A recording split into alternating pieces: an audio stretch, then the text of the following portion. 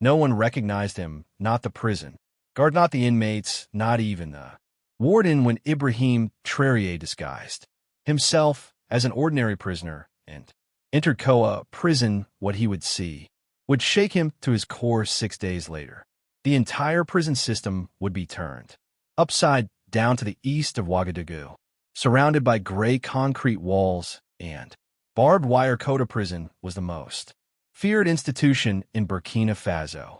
Behind those high walls began another world where laws and hope did not exist. On a Sunday morning in the early hours, the heavy iron gates of the prison opened. Another prisoner was about to enter. There was nothing unusual about his name. Musa Dio, 38 years old, arrested for a minor robbery attempt. Nothing out of the ordinary in his document, but there was something the documents didn't say. This man was actually Ibrahim Traoré, the transitional leader of Burkina Faso, the most powerful man in the country.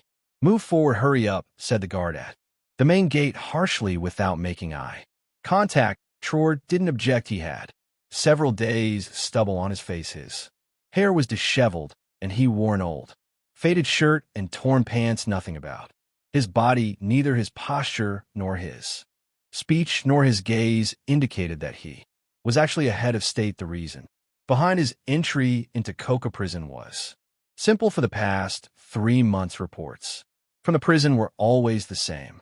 Everything is normal, no problems. Conditions are improving, but anonymous letters arriving at Traoré's desk told a different story: torture, starvation, missing prisoners, and mysterious deaths. There were 2 different realities, and Traoré could see only one way to know which was true: to see with his own eyes.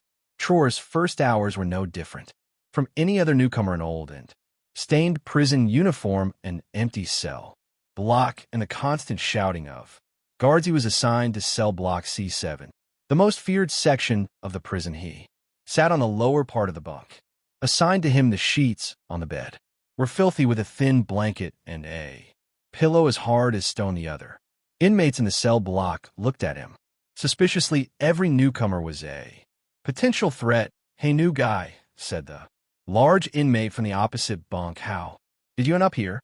"A store robbery," Traoré said in a calm voice, fixing his eyes on the man's. "An unsuccessful robbery," he added, smiling slightly. "I didn't even have a gun. I guess luck wasn't on your side," said the big man, leaning forward. His name was Bari, and he was the most influential inmate in cell block C7. He determined what happened in the cell block, who lived and who died.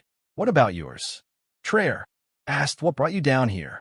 Bar laughed a bitter and cold laugh. "Little man, I'm not an ordinary prisoner. I've spent the last 15 years here. Murder, theft, everything, but my real crime was getting caught." "What's life like here in Kotoka?" Traoré asked. The curiosity in his voice was genuine. Bari lost the smile on his face. "Life? There is no life here.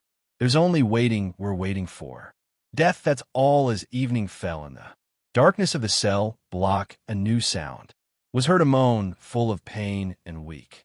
It came from a bunk in the corner. Traoré looked carefully there. A young man who had wasted away to almost a skeleton lay with his trembling body. His face was covered in sweat, and his eyes were burning with fever. "What happened to him?"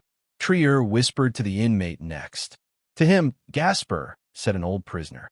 "Sadly, he was beaten by the guards 2 weeks ago. They never looked at his broken ribs. Now the infection has spread throughout his body." "Doctor, medicine?"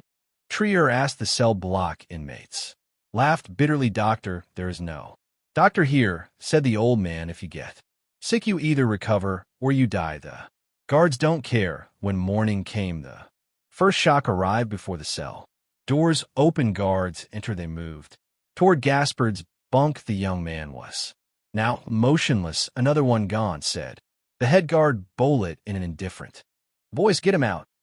2 guards began to drag Gasper's lifeless body as if carrying a sack of rice, as if this was a routine procedure that happened every day. A rage swelled inside Traoré, but his face remained expressionless. A prisoner could not react. A prisoner's anger would be punished immediately. Head guard Bolet scanned the entire cell, block his eyes.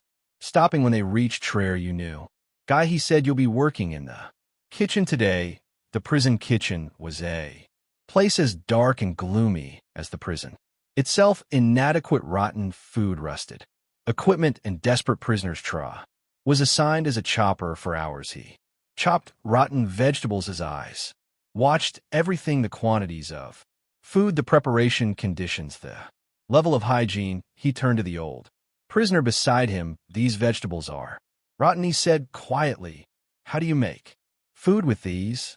The old man laughed bitterly. These aren't for us, son, said the prisoner's food is in that cauldron in the corner. We only eat GRL. When Traoré turned his head, he saw a cook preparing food with better ingredients. At another cauldron, what is he cooking? The guards' food, said the old man. They eat meat, we eat bones. They eat bread, we eat mold. That's how the order is here. That night, when Traoré returned to the cell block, Bari was waiting for him. Come, new guy, said Bari, I have things to tell you. They withdrew to the corner. Bari's eyes were teary at the end of the corridor. There's a special room, he said in a whisper. Prisoners who go in there either never return or come back as different people. Traoré listened, engraving every word into his mind. There's a secret economy here. Backer continued. Brie for decent food, bribed for medicine, even bribed to stay alive. If you don't have money, if you don't have family, God help you. How long has it been like this? Traoré asked. Always, said Kari, but it's gotten much worse in the last year since Warden Kaber took office on the third day. Traoré faced reality. Another young prisoner died like Gasper, but this time the prisoner who died wasn't just ill, he had died after being taken to the special room. What happened to him? Traoré whispered to Kari as the others slept. Torture, said Bari, because his family didn't have money to pay a bribe. There are electric shock devices and more in that room. Don't you hear the noise? Traoré nodded. The screams he heard at night were real, but why? He asked. Why would they do such a thing? Money, said Bari. Everything is from money. They receive a budget from the ministry for each prisoner, but they give us almost nothing. On paper, this prison looks perfect, but in reality, Traoré's stomach turned. What he suspected was much worse. On the fourth day, it was Traoré's turn too. Guards grabbed him and dragged him to the special room. A kick to his stomach took his breath away. The warden wants to see a new guy, said one. I hope you have a good story. The special room exceeded even Traoré's worst nightmare. The walls were covered with bloodstains. In the corner were electric shock devices and baton-like tools, and in the center, a heavy iron chair with handcuffs. Warden Kababor entered, fat, his uniform impeccable, his eyes merciless. He held Traoré's fake file in his hand. Musadio, said Kababor, or whoever you are, we heard you talking to Bakery. You've been asking too many questions. I'm just a prisoner, Traoré said in a calm voice. I'm trying to survive, said Cabaret, smiling. We need money. Do you have family, friends who could help you? Traoré remained silent. What Kari had said was true. This was a racket system. Look, said Warden Kabor, let me tell you how it works here. You either pay or you suffer. Simple. How much? Traoré asked. For someone like you, let's say 500,000 CFA. This was more than a year's income for an average Burkina. And if I don't pay? Kaber pointed with his finger to the electric shock devices. Then the fun begins. Warden, said Traoré. I think I have an offer for you. Kabor raised his eyebrows with curiosity. I'm listening.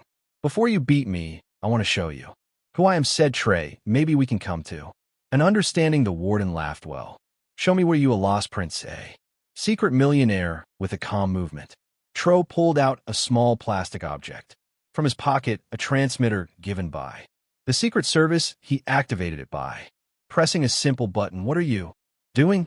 Asked Cabaret with surprise. Calling for help, said Traoré, and be sure they're very close.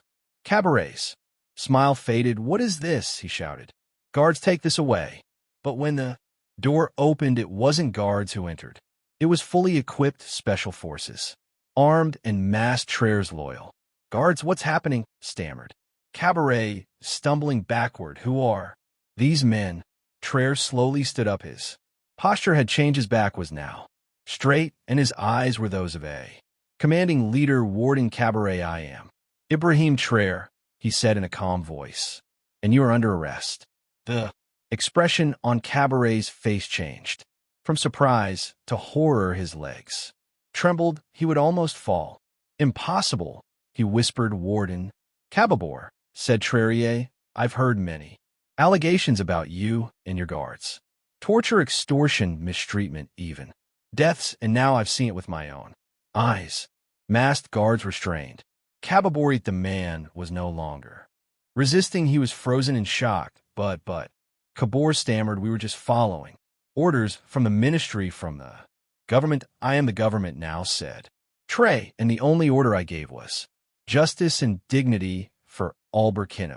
From outside, helicopter sounds were heard. The prison was now completely surrounded. I appointed you as prison minister, said Traoré, but seeing the hell you created, I will now be your first prisoner. Along the corridors there was chaos. Guards were dropping their weapons and surrendering. Some tried to escape, but failed.